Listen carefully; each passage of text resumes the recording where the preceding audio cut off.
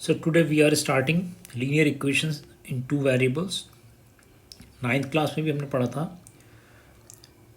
Linear equations two variables chapter, ठीक है। लेकिन यहाँ पर कुछ डिफरेंस है कि 9th क्लास में एक इक्वेशन होती थी जिसकी जनरल फॉर्म होती थी ax plus b y plus c is equals to 0 where a b c are real number, okay. But here in class 10th we have simultaneous linear equation, okay, या a pair of linear equation। यहाँ पे हम एक pair पढ़ेंगे, ठीक है ना, a pair।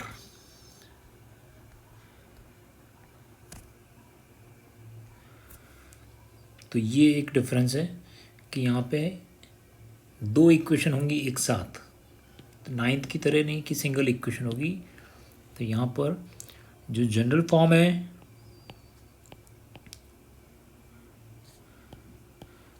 General form of a pair of linear equations in two variables is a1x plus b1y plus c1 equals to 0, a2x plus b2y plus c2 equals to 0, where a1, a2, b1, b2, c1, c2 are real numbers।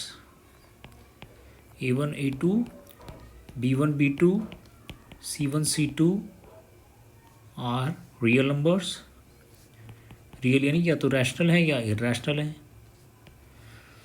तो ये इसके अलावा a1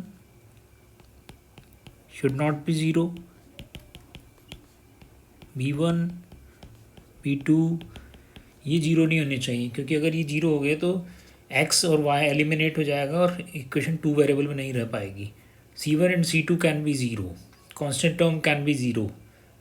तो a pair of linear equation हम पढ़ रहे हैं जिनको हम साइमल्टेनियस लीनियर इक्वेशन भी कहते हैं। साइमल्टेनियस यानी which exist together at the same time, ठीक है ना। जिसे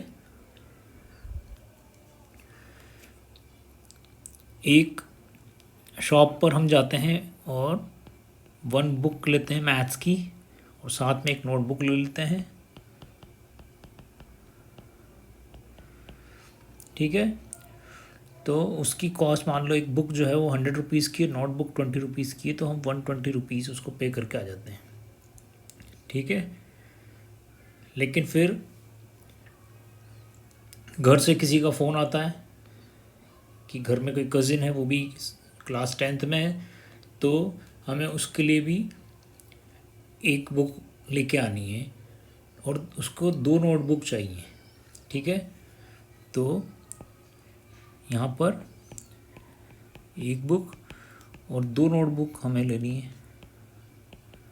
तो 100 की बुक और 2 नोटबुक 40 की होगी तो 140 हो गया, ठीक है ना।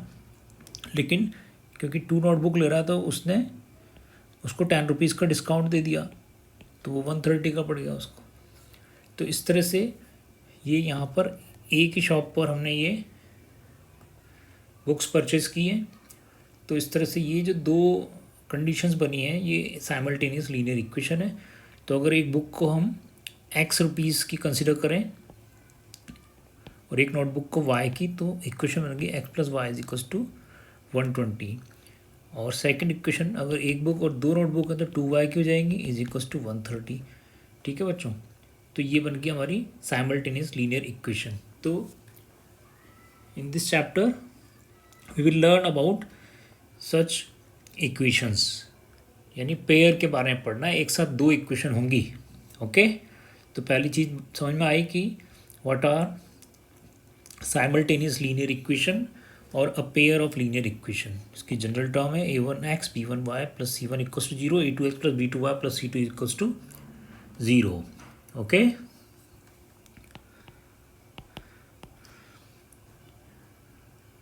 अब ये जो लीनियर इक्वेशन होती हैं हमें पता है कि लीनियर जो है उसको हम इसलिए कहते हैं जिसकी डिग्री 1 है उसको हम कहते हैं जिसकी डिग्री 1 हो। तो यहाँ पे हम देख रहे हैं कि यहाँ पे डिग्री x की भी 1 है, y की 1 है, इसलिए ये लीनियर है। ठीक है बच्चों। और लीनियर को जब हम रिप्रेजेंट करते हैं ना एक ग्राफ पेपर पे, एक ग्राफ पेपर पे जब हम इसको रिप्रेजेंट करेंगे तो एक लाइन फॉर्म होगी, तो इसलिए भी ये लीनियर है। It forms a line. ठीक है ना, उसका graphical representation of a linear equation is a line. और क्वाड्रेटिक का होता है पैराबोला, जो हमने पढ़ा था। A line is formed.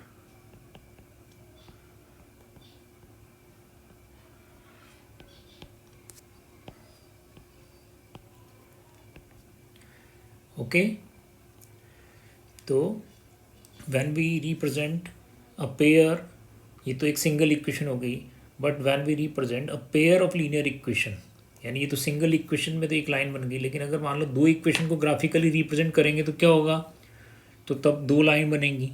ठीक है ना।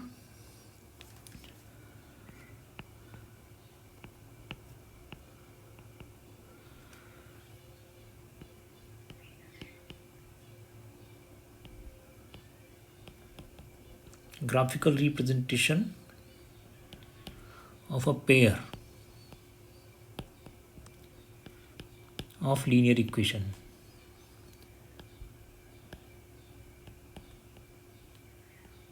in two variable।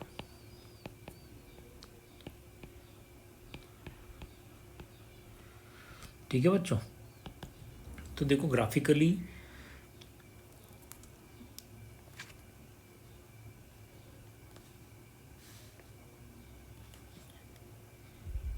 ये हो सकता है कि व्हेन वी रिप्रेजेंट, क्योंकि यहाँ पे पेयर है तो two lines will be formed. ठीक है ना। तो देखो कि एक की लाइन ये बन गई और सेकंड जो है वो इस तरह से बन सकती है।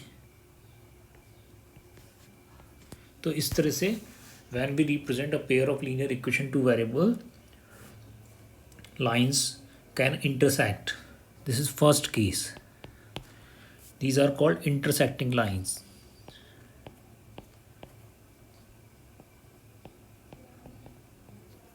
Intersecting lines. Okay. लेकिन ज़रूरी नहीं है लाइंस इंटरसेक्ट करें। तो फिर देखो हमें पता है कि if lines are not intersecting then they are parallel। दो ही तरह की होती है ना, या तो लाइन इंटरसेक्टिंग होगी और इंटरसेक्टिंग नहीं है तो पैरेलल होगी।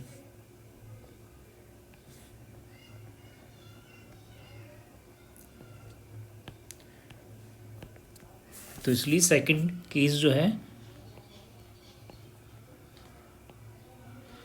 parallel lines can exist।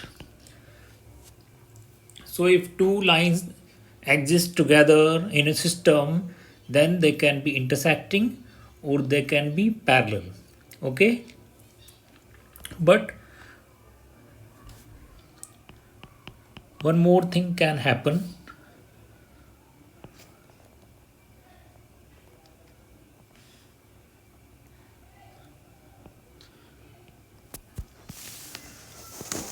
एक और चीज़ हो सकती है कि हमने एक इक्वेशन को रिप्रेजेंट किया, एक लाइन बन गई, और दूसरी को रिप्रेजेंट किया तो एक और लाइन बन गई और जो उसी के ऊपर से पास हो गई। ये भी हो सकता है। ठीक है ना। तो इसको कहते हैं ओवरलैपिंग लाइंस। ठीक है, या लाइंस का कोइंसिडेंट होना। Coincident lines when two lines overlap each other. ठीक है, तो ये भी एक पॉसिबिलिटी है of two lines in a system. ठीक है बच्चों। तो हमने देखा कि भाई लीनियर इक्वेशन जो होती है उसकी जनरल फॉर्म होती है पेयर की a1x plus b1y plus c1 a2x plus b2y plus c2 equals to 0। वहाँ पर ये कंडीशंस है कि coefficients of x and y can never be 0 and they are always real number, other rational और irrational. फिर हमने example से समझा। फिर हमने देखा when we represent graphically an equation, a linear equation, तो graph is a line. But here in class 10th, we'll represent a pair of linear equations graphically.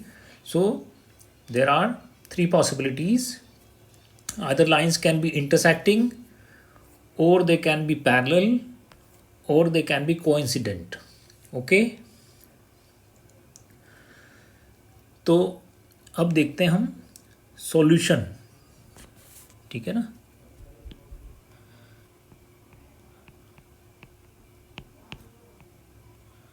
Solutions of a pair of linear equations in two variables. Solutions of a pair of linear equations in two variables. तो देखो बच्चों, solution हमें पता है कि हमने 9th में जब एक इक्वेशन हम सॉल्व करते थे, तो सॉल्यूशंस एक्स और वाई की उन वैल्यूज़ को कहते हैं जो एक इक्वेशन की लेफ्ट हैंड साइड और राइट हैंड साइड को इक्वल बना देती है. For example x can be 6 and y can be 4. So 6 plus 4 equals to 10. So LHS is equals to RHS. Therefore 6 comma 4 is a solution. 6 comma 4 is a solution for this equation. But if we take x equals to 10 and y equals to 0, then two LHS and RHS are equal. So therefore 10 and 0 is also a solution of the given equation. So how many such solutions can exist? तो हमने 9th में पढ़ा infinitely many solutions exist because we can find infinite such values of x and y which can make LHS and RHS equal. तो therefore a linear equation in two variable has infinite solution. एक linear equation के infinite solution होते हैं, ये हमने 9th में पढ़ा, ठीक है। लेकिन अब यहाँ पे हम पेयर की बात कर रहे हैं, तो एक पेयर के सॉल्यूशन का क्या मतलब है इसको हम देखते हैं पहले, ठीक है।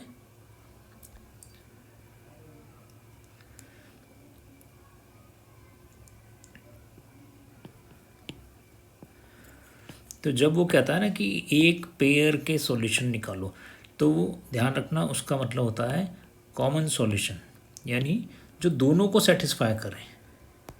तो जब ये होता है ना सॉल्यूशन, तो अपने आप ही समझ जाना ये कौन से सॉल्यूशंस की बात कर रहा है। कॉमन, जो दोनों को सेटिस्फाई करे, ठीक है।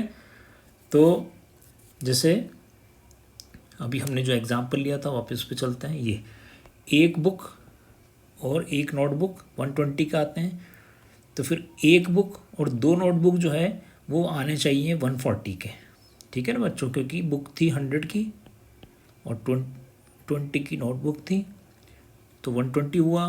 फिर यहाँ एक बुक है दोबारा तो 100 के आ गई, और दो नोटबुक है तो 2 × 20 40 होना चाहिए, और हो गया 140। तो इसलिए यहाँ पर हम देख रहे हैं कि ये जो वैल्यूज़ होंगी ना, अगर मैं रखूँ x इज इक्वल्स टू 100 और y इज इक्वल्स टू 20, तो दोनों को सेटिस्फाई कर जाएगी ना, दोनों को सेटिस्फाई कर जाएगी, इसमें भी कर जाएगी और इसमें भी।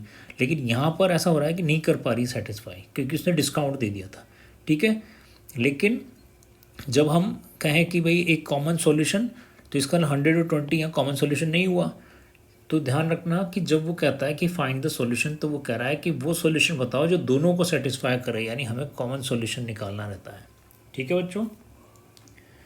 तो कॉमन सॉल्यूशन जो होगा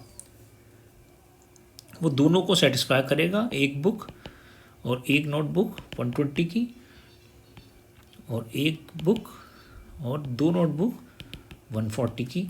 तो इन दोनों में ही x इज इक्वल्स टू 100 और y इज इक्वल्स टू 20 रखने पर LHS और RHS इक्वल आ रही है। इसका मतलब 100, 20 इसका कॉमन सॉल्यूशन है, ठीक है। अब देखो, हमने 9th क्लास में जब एक लाइन का ग्राफ ड्रॉ किया था, जैसे x plus y is equals to 10, तो हम क्या करते थे कि सबसे पहले ग्राफ ड्रॉ करने के लिए x को y की टर्म में या y को x की टर्म में एक्सप्रेस कर देते थे, फिर x की कुछ वैल्यू रखते थे, फिर x की कुछ वैल्यू रखते थे या y की कुछ वैल्यू रखते थे, y इज इक्वल्स टू 1, तो x आया बच्चों 10 माइनस, या y इज इक्वल्स टू 5, तो यहाँ 5 रखा तो 10 माइनस 5, तो x आ गया 5। फिर y रखा 4, तो x आया 10 माइनस 4 दैट इज़ 6, ठीक है। तो इस तरह से हम दो सॉल्यूशन निकाल लेते थे, फिर हम ग्राफ पे इसको प्लॉट कर देते थे।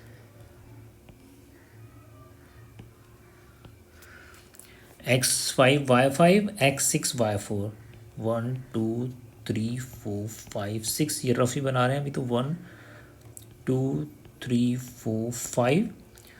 तो x5 पर 1 2 3 4 5, तो x5 पर बच्चों y भी 5 है, तो x5 पे y5, और x6 पे y4 है, तो x6 पे y4, इस तरह से बच्चों। ठीक है,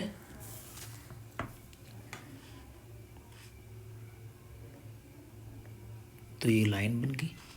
तो तुम ये देखो कि लाइन के ऊपर ये जो पॉइंट्स आ रहे हैं ये क्या है, ये सॉल्यूशन है। तो लाइन इन पॉइंट से बन रही है, यानी ध्यान रखना जब हम सारे सॉल्यूशंस को ज्वाइन करते हैं तभी लाइन बनती है, इसीलिए इसका ग्राफ एक स्ट्रेट लाइन है। तो सॉल्यूशन से ही तो लाइन बनी, इसका मतलब एवरी पॉइंट, ये तो हमने 2 लेके बना लिया, मैं चाहता तो 50 भी ले सकता था, तब भी यही लाइन बनती, लेकिन पॉइंट बहुत सारे आ जाते हैं, ये सारे पॉइंट आ जाते हैं इसमें। ठीक है ना, तो इसलिए ध्यान रखो every point on A line is a solution.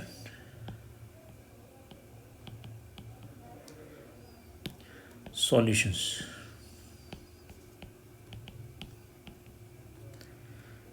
Equation के सॉल्यूशन है सारे। कितने सॉल्यूशन है बच्चों इसके? इनफाइनाइट सॉल्यूशन है, क्योंकि एक सिंगल इक्वेशन है।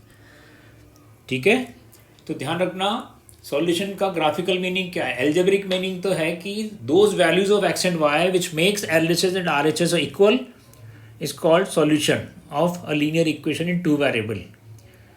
बट ग्राफिकली अगर कोई पूछता है what is the meaning of solution of an equation, तो हम लिखेंगे the coordinates of the points which lies on the line are called solutions. ठीक है, इन सब पॉइंट जो लाइन के ऊपर एग्जिस्ट कर रहे हैं, इन सारे पॉइंट्स के जो कोऑर्डिनेट्स हैं, यानी एक्स और वाई जो हैं उसके एब्सिस और ऑर्डिनेट जो हैं, उनको जब हम एक साथ लिख देते हैं कॉमा लगाकर, तो उसको कहते हैं सॉल्यूशन। जैसे इस पॉइंट में x5 है, x5 है और y भी 5 है, तो ये एक सॉल्यूशन हो गया। यहाँ पे x6 है और y4 है, ये दूसरा सॉल्यूशन हो गया। तो in this way infinite solution exist. But ये तो बात हुई एक सिंगल लाइन की, लेकिन जब हम एक पेयर की बात कर रहे हैं तो देखो यहाँ पर तुम देखो, जब इंटरसेक्टिंग लाइन वाला केस है तो there are infinite points on each line and all these points are solutions. हमने जो 2 इक्वेशन बनाई ना, ये उनके सारे पॉइंट्स उनके सॉल्यूशन हैं। तो ये सारे तो हैं, लेकिन एक पॉइंट ऐसा है जो दोनों पे आ रहा है,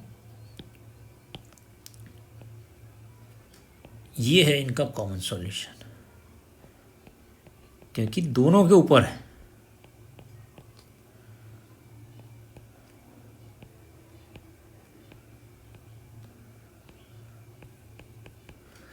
ये है बच्चों कॉमन सॉल्यूशन।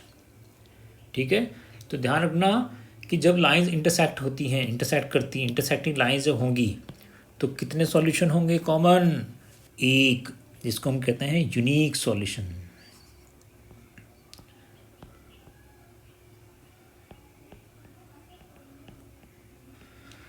यूनिक सॉल्यूशन होगा बच्चों, जब लाइन इंटरसेक्टिंग होगी तो कितने सॉल्यूशन होंगे? केवल एक होगा, यानी केवल एक ही ऐसा पॉइंट होगा जो दोनों को सेटिस्फाई करे। ठीक है ना, ये देखो एक ही वैल्यू ऐसी हो सकती है जो ये बुक और कॉपी जो नोटबुक लाए थे उनकी दोनों इक्वेशन को सेटिस्फाई कर दे। 100 और 20 के अलावा कभी भी ये नहीं आ सकता कि 120 140 किसी और वैल्यू से ला के हम दिखा सकते हो। तो ये यूनिक सॉल्यूशन है। ठीक है, तो ये देखो when line intersect only one common solution exists which is called unique solution। okay, अब यहाँ पे हम देख रहे हैं कि both the lines have infinite solutions, both the lines have infinite solutions but there is no common solution, common solution ही नहीं है। ठीक है ना, इसका मतलब जब हम ऐसी इक्वेशंस का ग्राफ बनाएंगे जिनका कॉमन सॉल्यूशन नहीं है तो पैरेलल लाइन बनेगी।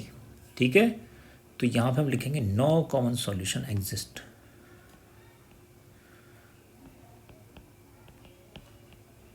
No common solutions. Parallel line का मतलब है दोनों अलग अलग हैं, कोई कॉमन ही नहीं है सॉल्यूशन। ठीक है बच्चों। अब देखो कोइंसिडेंट में क्या है। कोइंसिडेंट में हम देख रहे हैं कि एक लाइन की कोई लेंथ तो होती नहीं है, इसलिए दोनों सेम ही लाइन है। मैं जो छोटी वाली है उसको बढ़ा के इसके ऊपर से निकाल सकता हूँ वापस, और बड़ी को भी हम आगे ले जा सकते हैं। इसका मतलब दोनों एक ही लाइन है। ठीक है ना, तभी तो ये कोइंसिडेंट हुई है, क्योंकि एक ही लाइन के इन्फाइनाइट सॉल्यूशन होते हैं। तो वो एक ही लाइन थी। अब जैसे मान लो मैंने एक इक्वेशन बनाई x + y = 5 और दूसरी इक्वेशन मुझे दे दी 2x + 2y = 10। अब मुझे लगा दो इक्वेशन है, जब मैंने ग्राफ प्लॉट किया तो एक सिंगल ही लाइन बनी। क्यों? क्योंकि ये इसी इक्वेशन को हमने ऐसे लिख रखा है 2 से मल्टीप्लाई करके। तो ये दिखने में दो अलग अलग इक्वेशन है, but basically both the equations are same, क्योंकि we have multiplied with another number. ठीक है, तो this is an equivalent equation. तो इसलिए अगर हम दोनों को प्लॉट करेंगे तो सेम लाइन इज ऑब्टेन्ड। तो इस कंडीशन में बनती है बच्चों कोइंसिडेंट लाइन, क्योंकि वो है बेसिकली एक ही, दो तो दिख रही है, दो नहीं है, वो एक ही इक्वेशन है। ओके, तो उसमें बनेगी ये कोइंसिडेंट लाइंस। ठीक है, तो यहाँ पर होंगे इनफाइनाइट सॉल्यूशन।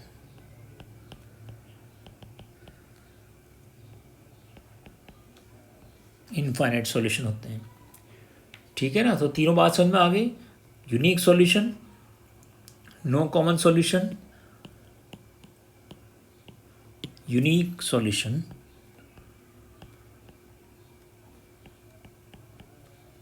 फर्स्ट केस में। फिर पैरेलल लाइन जब होगा तो नो सॉल्यूशन ही नहीं है, इसका रियल सॉल्यूशन नहीं है, और ये इनफाइनाइट सॉल्यूशन है। ठीक है बच्चों, तो इस तरह से ग्राफिकली जब हम किसी पेयर को रिप्रेजेंट करते हैं तो लाइन ऑब्टेन होती हैं। तो लाइन इंटरसेक्टिंग हो सकती है, पैरेलल हो सकती है, या कोइंसिडेंट हो सकती है। डिपेंड करता है कि आपकी इक्वेशन किस तरह की। फॉर एग्जांपल अगर हम इस को प्लॉट करें तो हम देखेंगे कि इंटरसेक्टिंग लाइन्स आएंगी, क्योंकि यूनिक सॉल्यूशन एग्जिस्ट कर रहा है, इंटरसेक्टिंग लाइन आ जाएगी। ठीक है ना, लेकिन अगर हम इसको प्लॉट करें इस वाले 130 वाले केस में, तो हम देखेंगे यहाँ पे पैरेलल लाइन आ जाएंगी। क्यों? क्योंकि ऐसा कोई वैल्यू ही नहीं है 100 और 20, या कोई भी वैल्यू नहीं है जो x + y से 120 लाता है और x + 2y से 130 लिया है। ठीक है ना, वो तो दुकानदार ने डिस्काउंट दे दिया, वो एक अलग चीज़ थी, इसलिए ऐसा हो पाया, अदरवाइज ऐसा पॉसिबल नहीं है। ठीक है, तो ये हम ध्यान रखें। अब देखो कि ये जो कॉफिशेंट्स हैं इन पर डिपेंड करता है कि सॉल्यूशन किस टाइप का होगा। जैसे यहाँ पे देखो, यहाँ पे कॉफिशेंट 1 था, इधर 1 है, इधर 1 है, इधर 2 है, इधर 120, इधर 130 है। तो इन चीज़ों से पता चलता है। तो हम बिना प्लॉट करे भी डायरेक्टली बता सकते हैं, just by observing the coefficients of x and y, that whether line will be intersecting और पैरेलल और कोइंसिडेंट। तो उसके लिए वी हैव सम कंडीशंस। तो देखो, if a1/a2 is not equal to b1/b2 हो तो समझ जाओ आंसर यूनिक होगा और लाइंस इंटरसेक्टिंग होंगी। ठीक है बच्चों, इस चीज़ को ध्यान रखना। फिर पैरेलल जो है तो इसमें ध्यान रखना कि a1/a2 इक्वल होगा b1/b2 के, बट नॉट इक्वल c1/c2। ये नो सॉल्यूशन वाली कंडीशन आ गई कि a1/a2 और b1/b2 का रेशो तो बराबर है, लेकिन c1/c2 का नहीं है। फिर कोइंसिडेंट लाइन, तो कोइंसिडेंट जो है उसमें इनफाइनाइट सॉल्यूशन है। So a1/a2 is equal to b1/b2 is equal to c1/c2। इस तरह से इसमें तीनों ही बराबर होंगे, क्योंकि basically both the equations are same. जैसे x + y is equal to 5 और 2x + 2y is equal to 10। तो हम जब रेशो निकालेंगे तो a1/a2 का रेशो आएगा 1:2, b1/b2 का भी आएगा 1:2, और c1/c2 का आएगा 5:10। तो काटेंगे तो उससे भी क्या आ जाएगा 1/2। तो इसलिए वो, क्योंकि एक ही इक्वेशन है, इसलिए तीनों के ही कोएफिशिएंट सेम आएंगे। ठीक है बच्चों, तो ये तुम ध्यान रखना। तो इसलिए ये कंडीशंस हैं।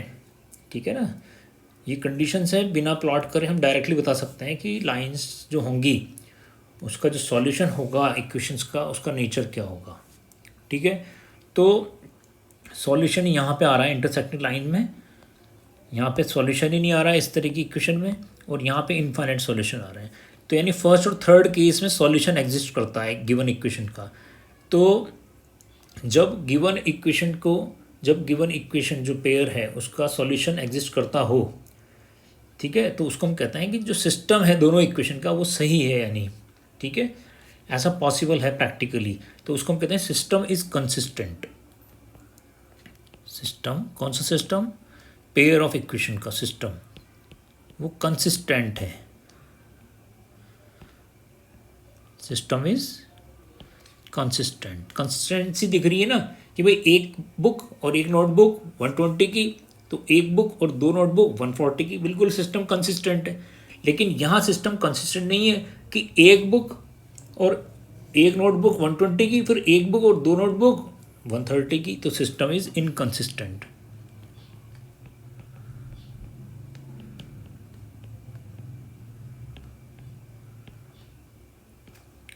और यहाँ पे भी सॉल्यूशन आता है, भले इनफाइनाइट हो, एक ही भले इक्वेशन है, तो यहाँ पे भी सिस्टम इज कंसिस्टेंट। ठीक है बच्चों, तो इस तरह से ध्यान रखना। वो इन क्वेश्चंस को दो तीन अलग अलग तरीके से पूछता है। कभी कहेगा कि लाइन पैरेलल है या कोइंसिडेंट है या इंटरसेक्टिंग है, ये बताओ।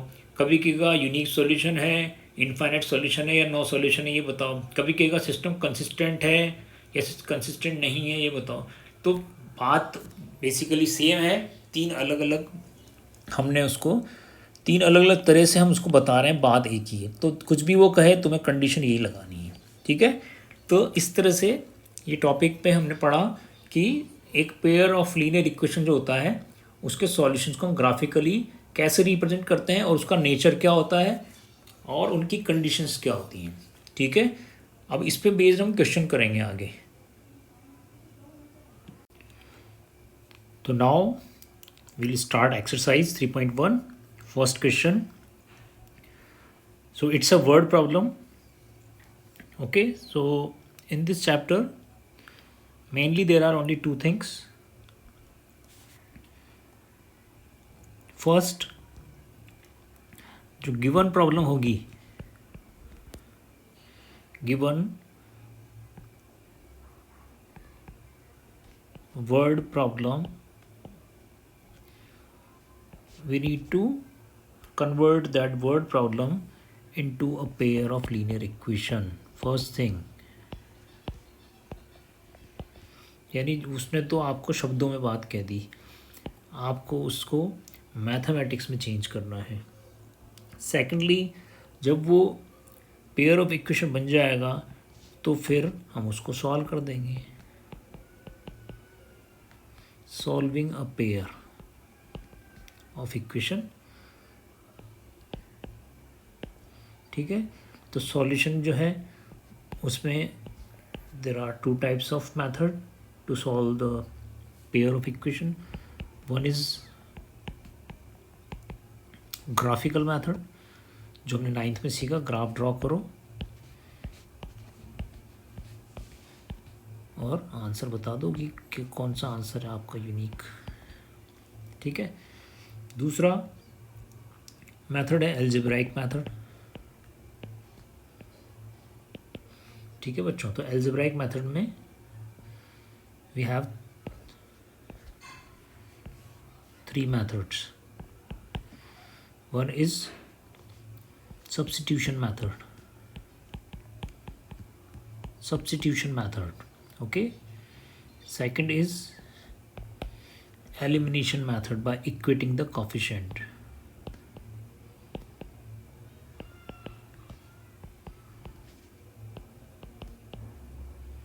कोफिशिएंट्स को इक्वल करके, इक्वेटिंग द कोफिशिएंट्स। और जो थर्ड मेथड है वो है क्रॉस मल्टीप्लिकेशन मेथड।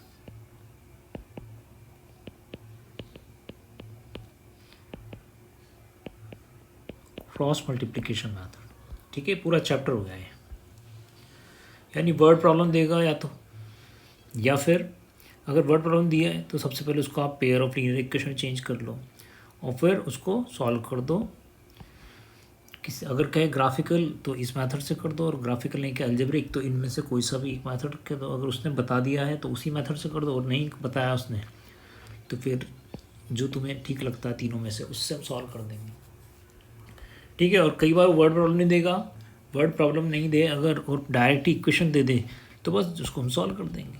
तो बस इसके अलावा मतलब कोई दूसरा क्वेश्चन है नहीं, इस पूरे चैप्टर में हमें यही करना है, ठीक है। तो अभी हम इस एक्सरसाइज में ये सीख रहे हैं कि how to convert a word problem into a linear equation, ठीक है। एक वर्ड प्रॉब्लम को एक मैथमेटिक्स की प्रॉब्लम कैसे बनाना है, और सेकेंडली फिर हम उसको ग्राफिकली रिप्रेजेंट करना सीख रहे हैं कि ग्राफिकली हम उसको कैसे प्लॉट कर सकते हैं। तो अभी हम ये सीख रहे हैं यहाँ पे कि how to convert a word problem into a linear equation and then how to represent graphically a equation and a pair of equation, okay, on graph paper. So let's start this question. Aftab tells his daughter that 7 years ago, 7 साल पहले। तो देखो बहुत सारे अलग अलग type के question आने वाले हैं। अभी हम पढ़ रहे हैं एज वाला क्वेश्चन, एज वाला है।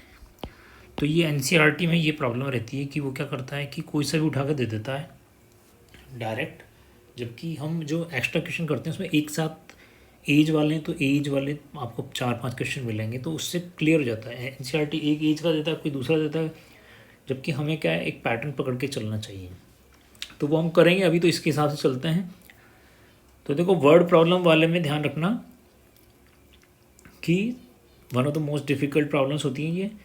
तो इसमें हम सबसे पहले क्वेश्चन को 3-4 बार पढ़ना है। Aftab tells his daughter that 7 years ago I was 7 times as old as you. Aftab कह रहा है डॉटर से कि 7 साल पहले मेरी एज तुम्हारी 7 गुना थी, 7 times थी। जब तुम जितनी भी थी उस समय उसका 7 times मेरी एज थी, ठीक है। यानी अगर वो 5 साल की थी डॉटर तो आफ्ताब 35 years का था, ठीक है बच्चों। फिर एक और रिलेशन, अब देखो एक और, अगर ये 9th क्लास का क्वेश्चन होता ना तो यहीं पे ख़त्म हो जाता कि बस अब इसकी इक्वेशन बना दो, लेकिन यहाँ क्योंकि 10th का है उसको पेयर सॉल्व कराना है, इसलिए उसने दूसरा रिलेशन दिया। ये फर्स्ट था, अभी सेकंड देखो। एक तो दे दिया पास्ट का रिलेशन कि 7 years ago, अब एक देगा फ्यूचर का 3 years from now, आज से 3 साल बाद। आई शैल बी 3 times, फिर अगेन वो कह रहा है कि पहले तो 7 times था मैं, लेकिन 3 साल बाद मैं जो है वो 3 times हो जाऊंगा, ठीक है, 3 गुना रह जाऊंगा, क्योंकि जैसे जैसे टाइम निकलता है एजेस के रिलेशन चेंज होते हैं, ठीक है ना। वो पिता जो है फादर डॉटर से उतना ही बड़ा रहेगा जितना था, लेकिन नंबर्स जो हैं उनके रिलेशन बदलते रहेंगे, ठीक है। ये नहीं है कि अब पापा धीरे धीरे बढ़ रहे हैं, पहले जल्दी जल्दी बढ़ रहे थे, ऐसा नहीं है, ठीक है। तो तुम सोचोगे कि पहले 7 times थे अब 3 times ही तो बढ़ रहे हैं, तो अब तो क्या है पापा छोटे से हैं, ठीक है। तो ऐसा नहीं है बच्चों, ध्यान रखना, वो पापा उतने ही बड़े रहेंगे, लेकिन नंबर्स जो है उनके रिलेशन पहले 7 times था तो अब 3 times हो गया है, तो इट कैन हैपन। तो अब देखते हैं इसको, ठीक है। तो अब उसने कहा रिप्रेजेंट दिस सिचुएशन एल्जेब्रिकली, यानी इक्वेशन बना दो पहले तो, और फिर ग्राफ भी बना दो उसका, ओके। तो देखो सबसे पहले क्या करना है, क्वेश्चन को 3 बार पढ़ना है, ठीक है।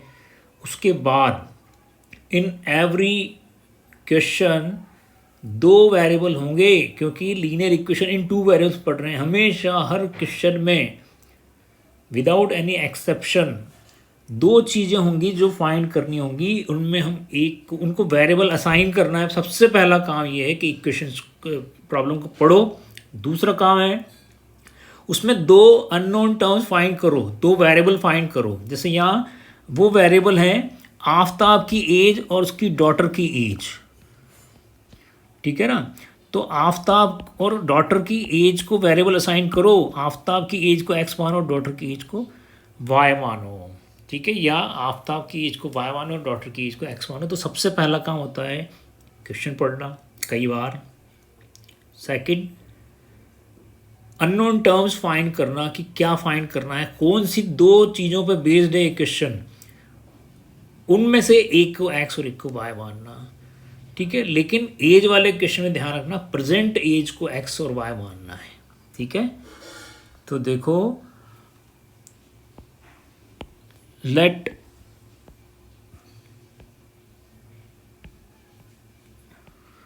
present age of Aftab is equals to x and present age of daughter is y। ठीक है, तो सबसे पहले तो प्रेजेंट में हमने वेरिएबल असाइन कर दिए। अब पहुंच जाते हैं फर्स्ट रिलेशन के ऊपर। फर्स्ट रिलेशन क्या है बच्चों, 7 साल पहले मेरी एज तुम्हारी 7 टाइम्स थी। तो ये देखो हम लिखते हैं 7 साल पहले, 7 years ago I was 7 times as old as you were then। यानी मैं 7 साल पहले तुम्हारी एज का 7 टाइम्स था। तो लेकिन बच्चों ये तो हमने मानी है प्रेजेंट एज, और रिलेशन है 7 साल पहले का। तो ये एज तो आज की है और रिलेशन दे रखा 7 साल पहले का, तो हमें एज भी 7 साल पहले की निकालनी पड़ेगी। तो इसलिए जितने साल पहले या बाद का रिलेशन दे रखा, सबसे पहला काम जितने साल पहले की बात कर रहा है तब की एज फाइंड करो। तो आफ्ताब अगर आज उसकी एज x है तो 7 साल पहले आफ्ताब की एज कितनी होगी, 7 कम होगी जितनी आज है उससे। आज x है तो 7 साल पहले x - 7 होगी। आज तुम्हारी एज अगर 12 ईयर है तो 7 साल पहले तुम 5 साल के थे। ठीक है, इसी तरह से daughter's present age is y।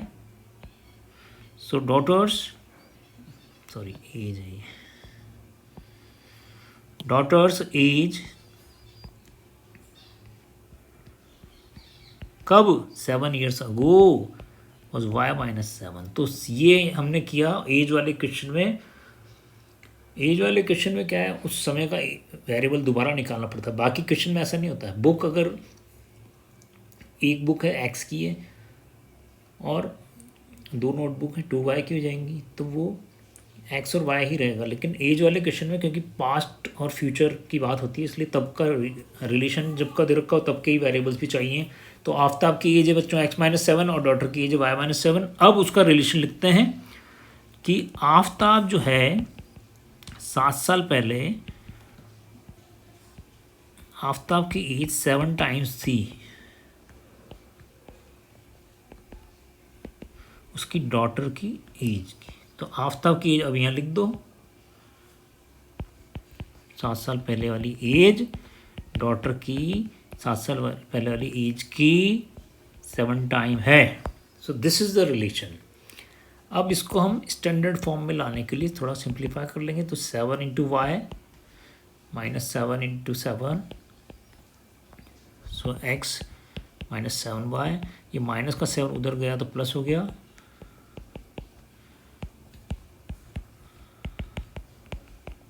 ये हो गया बच्चों फर्स्ट इक्वेशन।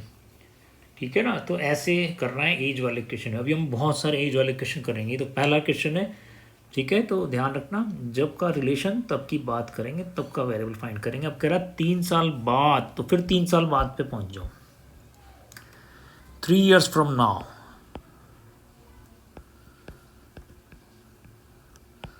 तो 3 साल बाद जो है ना, पहले आफ्ताब की एज भी फाइंड कर लो, क्योंकि उसने रिलेशन दे दिया 3 साल बाद मेरी एज भी तुम्हारे एज की 3 गुना हो जाएगी, 3 टाइम्स हो जाएगी। लेकिन पहले 3 साल बाद वाली एज तो निकालो।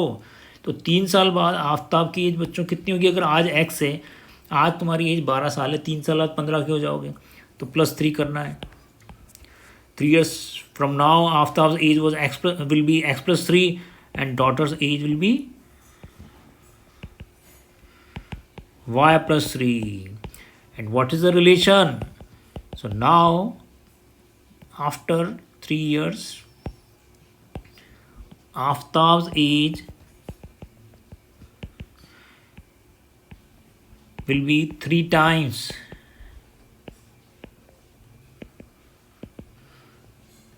Daughters as. तो आफ्ताब की एज बच्चों कितनी, x+3, डॉटर की एज कितनी, y+3,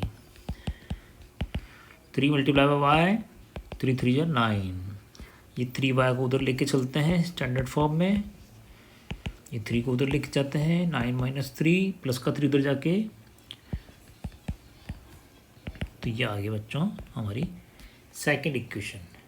ओके, ये पहली इक्वेशन x - 7y = -42, और this is second equation x - 3y = 6।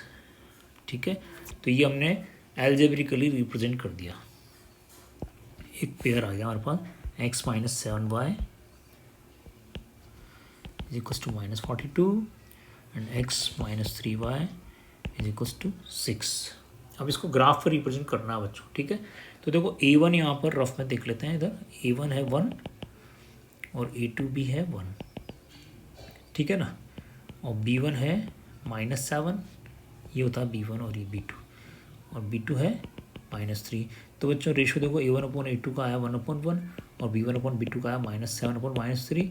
तो देख रहे हैं कि A1/A2 is not equal to B1/B2, इसका मतलब बच्चों ग्राफ ऐसा बनने वाला है, पहले ही चेक कर लिया।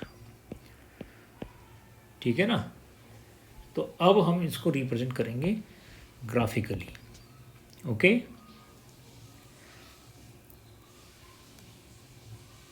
तो देखो ग्राफिकली रिप्रेजेंट करने के लिए वही करते हैं जो 9th में किया, कि बाय इक्वेशन 1 x को y में एक्सप्रेस कर दो, -7y को उधर ले जाओ तो उधर जाके प्लस हो जाएगा।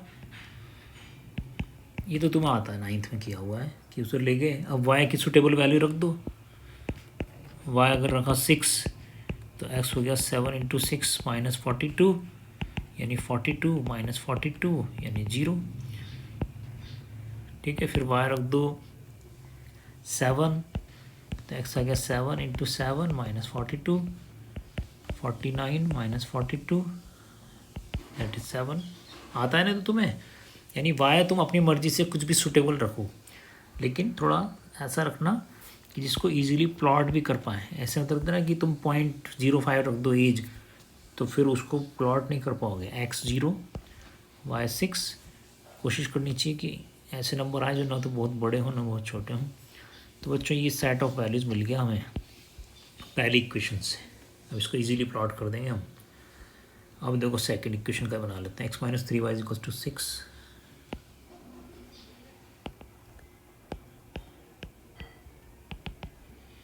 x - 3y = 6, तो वही x को y में एक्सप्रेस करो, -3y को उधर ले गए, उधर जाके प्लस हो गया। अब y की सुटेबल वैल्यू रख दो कुछ भी, y 1 रखा तो 6 + 3 बन जा 3, तो x कितना आ गया बच्चों 9, और y रख दिया अपन ने 0, तो x कितना आ गया 6 + 3 × 0 यानी 6 + 0 यानी 6। ठीक है, तो x और y, x 9 y 1 x 6 y 0। Okay,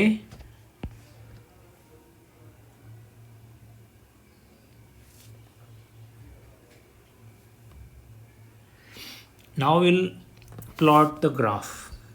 ठीक है बच्चों, तो अब हमें ग्राफ प्लॉट करना है। तो ग्राफ प्लॉट करना तुम्हें आता ही है।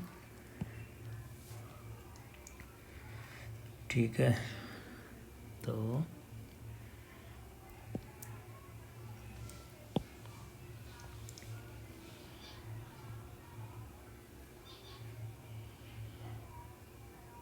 एक ही ग्राफ पे दोनों करने हैं बच्चों। ठीक है, इसका ध्यान रखना। तो यहाँ पे कर देते हैं हम,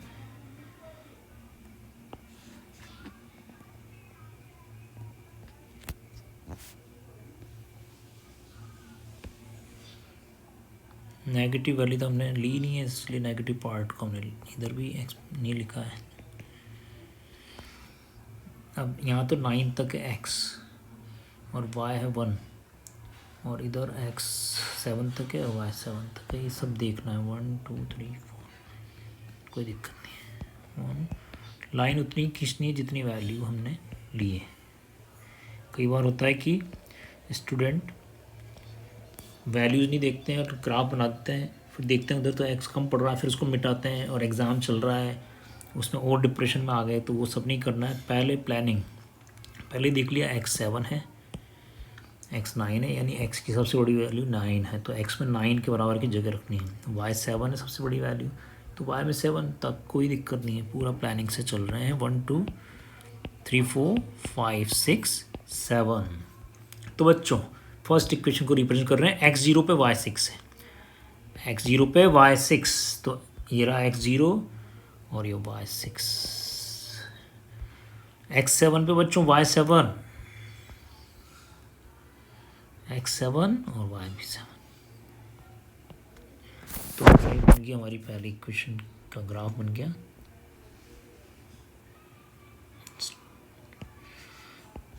now second equation x9 y1, ये रहा x9 और y1 इधर है, ठीक है ना, ये y1, and x6 y0, x6 यहाँ पे और y0 तो वहीं हो जाता है, तो ये आ गई बच्चों, ठीक है।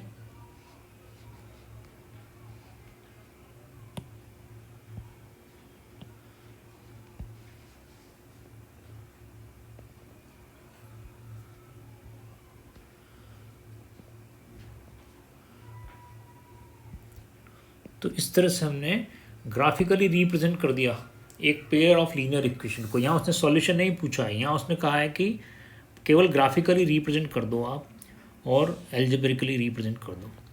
तो इस तरह से हम इस चैप्टर में क्वेश्चन सॉल्व करेंगे, ठीक है।